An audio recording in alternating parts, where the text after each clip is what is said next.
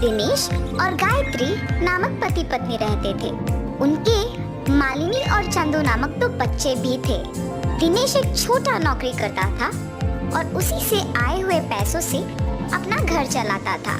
ऐसे उनका परिवार खुश रहता था। एक दिन दिनेश हमेशा की तरह कार्यालय में अपना काम कर रहा था जब उसे अपने सहयोगी के वजह से नौकरी से निकाला गया था। उसे नौकरी से निकाल देने पर वो रोज आने के समय से पहले ही घर पहुंच जाता है, किसी से बात नहीं करता है और उसके कमरे में बैठ जाता है। उसे ऐसे देख उसकी पत्नी उसके पास जाके पूछती है, क्या हुआ जी, आप ऐसे क्यों हैं? कुछ नहीं, तो ऐसे दुखी क्यों बैठे हैं? दिनेश बिना कुछ बोले शांत रह जाता है। अगर मैं बार बार पूछूंगी तो शायद उन्हें और दुख पहुंचेगा, धीरे से बाद में पूछूंगी। ऐसे सोचकर वहां से चली जाती है। ऐसे कुछ दिन वो नौकरी पे नहीं जाता है और दुखी होकर अपने कमरे में ही बैठे रहता है। कम से कम अब तो बोलिए कि आप नौकरी को ना जाके ऐसे घर पे ही क्यों बैठे हैं? हाँ, इतने दिन नौकरी के वजह से ही अपने परिवार की देखभाल कर पाया हूँ, मगर अब वो नौकरी ही नहीं है। मुझे समझ में नहीं आ रहा कि मैं क्या करूँ। ऐसे बहुत दिन तक अपने पति को किसी से बात किए बिना दुखी रहते देख नहीं पाती है। किसी के नीचे काम करने की वजह से ही इन्हें निकाल पाए हैं ना।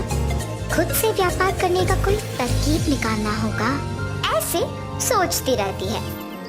हाँ, ये तो एक अच्छा तरकीब है, ऐसे ही करना भला है। ऐसे एक योजना सोच के अपने पति को बताने जाती है। सुनिए, अब आपको ऐसे दुखी रहने की कोई जरूरत नहीं है। सब कहते हैं ना कि मैं रसगुल्ला बहुत अच्छा बनाती हूँ, तो इसीलिए मैं आज से रसगुल्ला बना के आपको दूंगी और आप जाके उसे बेचिए। आपको अब से नौकरी के बारे में सोचने की कोई जरूरत नहीं है। अरे वाह, ये तो बहुत ही अच्छा योजना है। पति पत्नी दोनों उनकी योजना के अनुसार करते हैं। गायत्री रसगुल्ले बनाती है और दिनेश उन्हें बेचने जाता है। व्यापार अच्छा चलने पर और बहुत पैसे आने पर दिनेश बैठ के सारे पैसों का गिनती करते रहता है।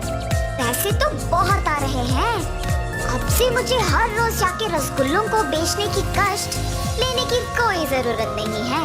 हफ्ते में एक भी बार जाके बेचूं तो बस है, आए हुए पैसों से खुश रह सकते हैं। ऐसे सोचकर अगले दिन जब उसकी पत्नी रसगुल्ले तैयार करके रखती है तो वो अखबार पढ़ते रहता है।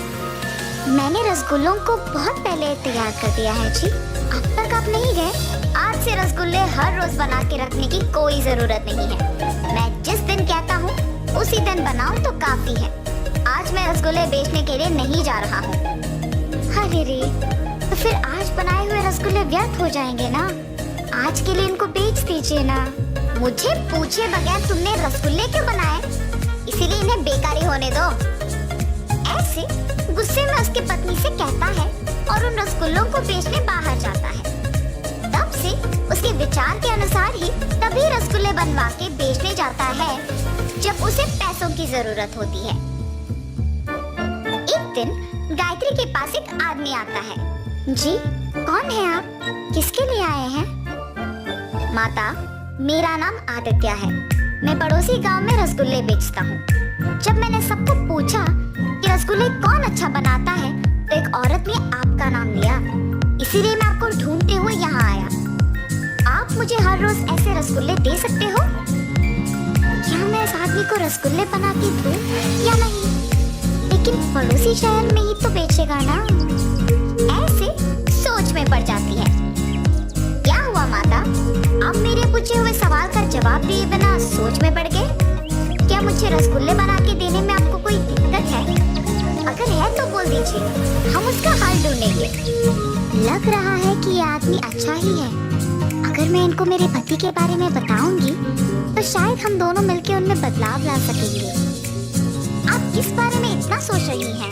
मेरे पति भी आप ही की तरह इस शहर में रसगुल्ले बेचते हैं। ऐसे उसको उसके पति के बारे में बताती है और आदित्य सोच में पड़ जाता है। माता, आपके पति को बदलने के लिए मेरे पास एक तरकीब है। मैं निश्चित रूप से उनमें बदलाव लाऊंगा। आप बस मुझ पे भरोसा रखें, रसगुल्ले बना के दे दीजिए।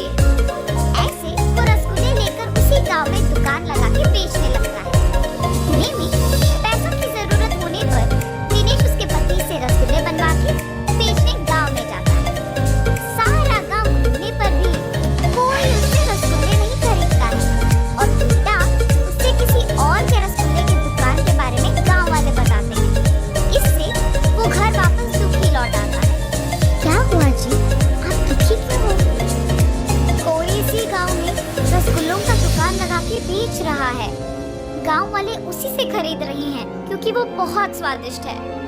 ये सब मेरे ही वजह से हुआ है। अगर मैं हर रोज रसगुल्ले बेचने जाता तो ये दिक्कत नहीं आती। पैसों की कमी ना होने पर मैंने हर रोज जाना बंद कर दिया और कभी कभी ही बेचने जाता। इसी समय में किसी और ने मौका देखा और हर रोज रसगुल्ले बेचने लग गया।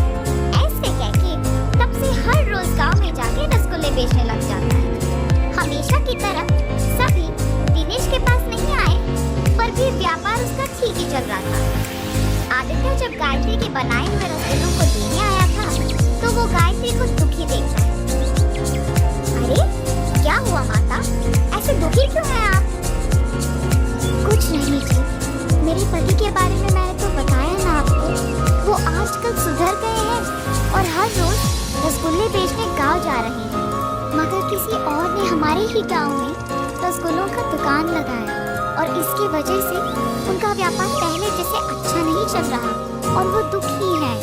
माता, आपको याद है मैंने कहा था कि आपके पति में मैं बदलाव लाऊंगा? उस नई दुकान को मैंने ही लगाया। ये सब मैंने आपके पति को बदलने के लिए